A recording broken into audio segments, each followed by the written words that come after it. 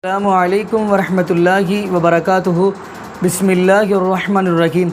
नाज़रीन, आज हम वीडियो आपके लिए बड़ी ही एक अहम लेकर आए हैं। जैसा कि नाज़रीन आपको इसका बात का इल्म होगा कि ये जो हिंदुस्तान है ये भी सुनने में आ रहा है कि अब ये अपना नाम चेंज कर रहे हैं, यानी कि अपने मुल्क का नाम हिंदुस्तान हटा के यानी कोई G20 ऐसा कोई नाम रख रहे हैं। तो आखिर नाज़रीन वजह क्या है जो अपना नाम चेंज कर रहे हैं? आया कि ये इनको किस चीज़ का डर है? तो आइए नाज़रीन वो हम वीडियो देखते हैं जिसके अंदर ये गुफ्तगू हो रही है कि नाम क्यों चेंज किया जा रहा है और आखिर बात क्या है।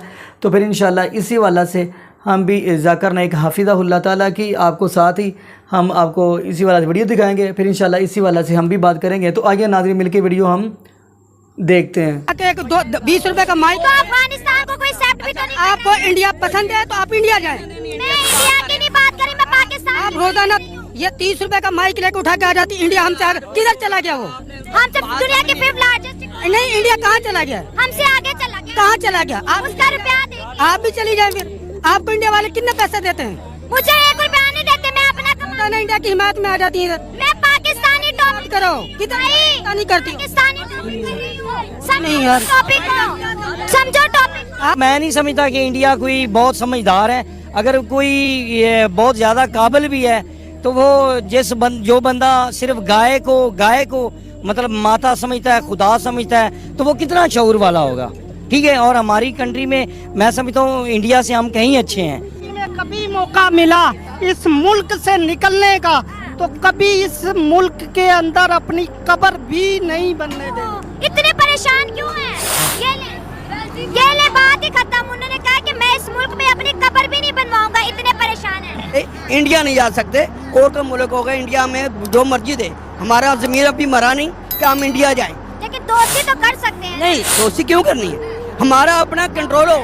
हमने क्यों कभी भी मुसलमान दोस्त नहीं हो सकता, इसलिए अफगानिस्तान ने हमसे बहुत आगे, इंडिया से बहुत आगे है। ये करप्शन नहीं है। पाकिस्तान गुलाम था और पाकिस्तान बनने के बाद भी ये गुलाम ही हैं और ये गुलाम ही रहेंगे। बिल्कुल नहीं आएगा, इनकलाब नहीं है। माननी पड़ेगी कि इंडिया ने हमें पीछे छोड़ दिया।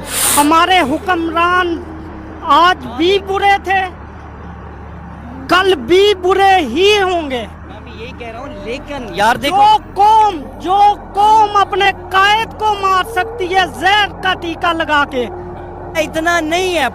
इंडिया में बहुत सारे लोग मैंने देखा है 800 दिरहम पे काम करते हैं, वहाँ फुटपाथ पे सो रहे हैं। यार जो जितना कह रहे हो इंडिया ये है वो है, अरब आबादी है उसकी, वहाँ भी यही है। मसले मसाइल है लेकिन तरक्की तो कर रहे हैं ना। मसाइल है, तरक्की हो रही है, बड़ा मुल्क। हुक्मरान ठीक नहीं है। तो इंडिया हम देख रहे हैं कि ग्लोबल साउथ का जो है लीडर बनता चला जा रहा है। सारे के सारी कंट्रीज जो है इंडिया के साथ मिल रही हैं और पाकिस्तान को सब माइनस कर रहे हैं।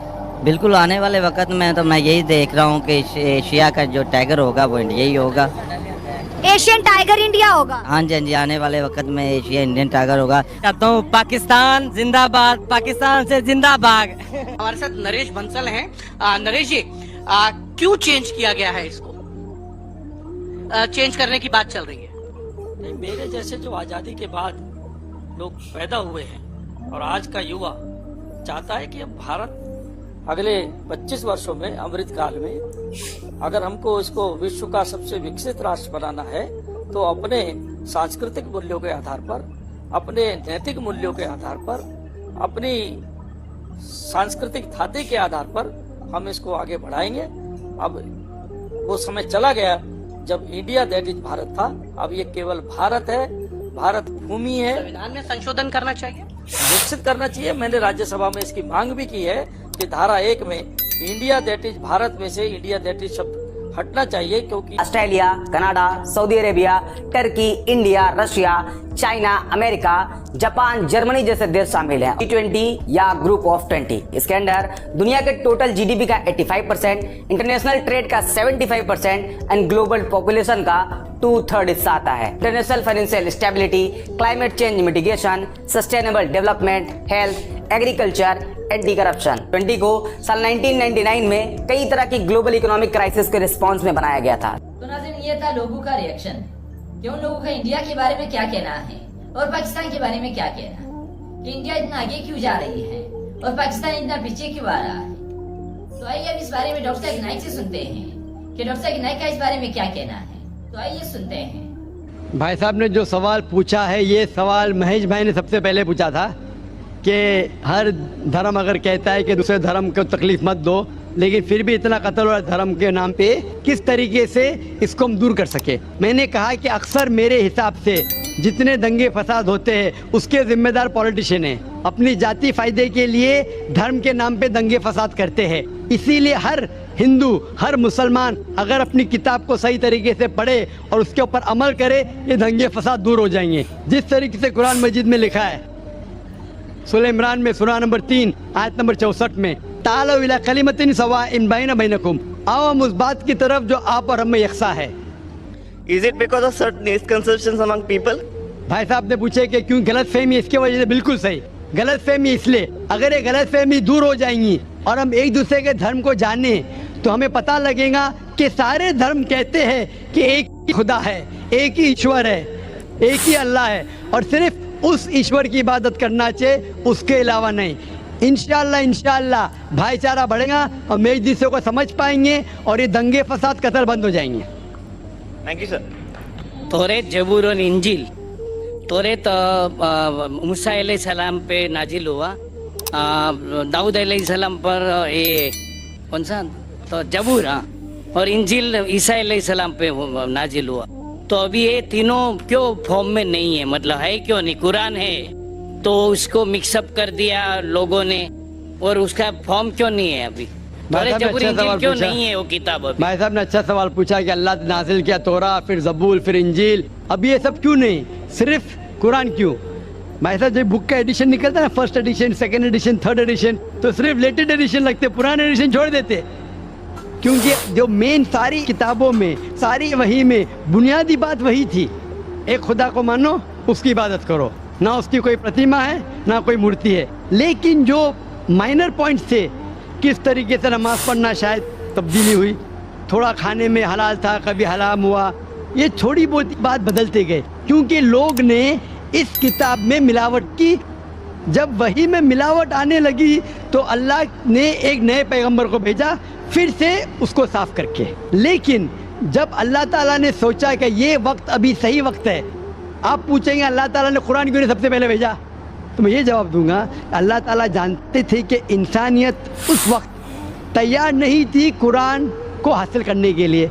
1400 साल पहले अल्लाह हमारा खालिक है, उन्हें जब यकीन हुआ कि ये वक्त सही है नाजिल करने के लिए, उनने कुरान नाजिल की। और जब नाजिल किया उसमें लिखा है सूरह हिजर में सूरह नंबर 15 आयत नंबर 9 में कि अल्लाह ताला ने कुरान नाजिल की और अल्लाह ताला इस कुरान मजीद की हिफाजत करेंगे।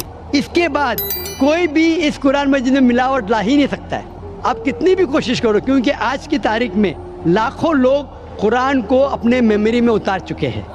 यहाँ दुनिया में कई हुफ़ाज़ है, लाखों हुफ़ाज़ है जो कुरान मजीद को अपने दिमाग से फिर से दोहरा सकते हैं। They know the Quran by heart. कितनी भी कोशिश करो, आज की तारीख में अगर आप सारे कुरान मजीद को जला भी देंगे नऊज़ुबिल्लाह, फिर भी मुमकिन नहीं कि कुरान को आप ख़त्म कर सकेंगे, क्योंकि अल्लाह ताला का वादा है कि कुरान को मैंने नाजिल किया हूँ और मैं इसकी हिफाजत करूँगा। इसीलिए इसके बाद कोई भी कुरान नहीं आने वाला, कोई भी नई वही नहीं आने वाली। इसीलिए अल्लाह ताला फरमाए कि आखिरी वही की हिफाजत करेंगे, क्योंकि ता क़यामत हर इंसान के लिए एक इंस्ट्रक्शन मैनुअल मौजूद है। आखिरी जवाब था वाखिर दावाना अल्हम्दुलिल्लाहि रब्बिल आलमीन। तो नाज़रीन, ये थी आज की वीडियो। उम्मीद करता हूँ कि वीडियो आपको अच्छी लगी हो। अगर अच्छी लगी है तो लाइक करें और शेयर कीजिए और मजीद इस तरह वीडियो देखने के लिए हमारे चैनल को सब्सक्राइब कीजिए। फिर मिलेंगे एक नए इंटरेस्ट। जी नाज़रीन, आपने ये वीडियो मुलाज़ा फरमाई तो माशाअल्लाह ज़ाकिर ने एक हाफिज़ाहुल्लाह ताला ने बड़ी ही अहम और बड़ी ही कमाल की गुफ्तगू की है। तो नाज़रीन हम भी इस हवाले से देखते हैं। तो नाज़रीन, आया कि ये नाम चेंज करने से कुछ फ़र्क पड़ेगा? ऐसा नहीं हो सकता। देखिए नाज़रीन, जो बंदा पूजा ही, इबादत ही बुतों की करता है वो हिंदू ही रहेगा, वो काफिर ही रहेगा। देखो वो कौन सा, अब ये नहीं हो सकता कि नाम चेंज कर ले तो वो कोई और उसका नाम हो जाएगा, रहेगा तो वो हिंदू ही रहेगा, वो तो काफिर ही। तो आइए नाज़रीन, ये भी हम देखते चलें कि नाम चेंज करने से कोई फ़र्क नहीं पड़ता। लेकिन अगर देखा जाए पता नहीं क्या इनके ज़हन में आया होगा, शायद ये ज़हन में आ कि हम अब चाँद पे पहुंच गया तो हम नाम चेंज करके बड़ा नाम बन जाएगा। लेकिन नाज़रीन ऐसा नहीं, नाम उसी का बनता है जिसका रब चाहता है। यानी वतुइज़्ज़ु मन तशा वतुज़िल्लु मन तशा, जिसको अल्लाह इज़्ज़त दे उसी को ही मुकाम और मर्तबा मिलता है, और जिसको अल्लाह ज़िल्लत दे फिर उसको कोई इज़्ज़त नहीं दे सकता, मुकाम नहीं दे सकता, मर्तबा नहीं दे सकता। तो नाज़रीन ये सारा कुछ अल्लाह रब्बुल आलमीन के इख्तियार में है। ऐसा कोई बात नहीं है कि नाम चेंज करे तो हमारा पता नहीं क्या नाम बन जाएगा, ऐसी नाज़रीन कोई बात नहीं। तो दुआ करें नाज़रीन अल्लाह पाक हमें कुरान और हदीस के मुताबिक ज़िंदगी गुजारने की तौफीक दे दे, और ये भी दुआ करें अल्लाह पाक हमें ज़िंदा रखे तो इस्लाम पे, मौत दे तो ईमान पे। जज़ाकुमुल्लाहु खैरा, अहसन जज़ा। अस्सलामु अलैकुम व रहमतुल्लाहि व बरकातुहू।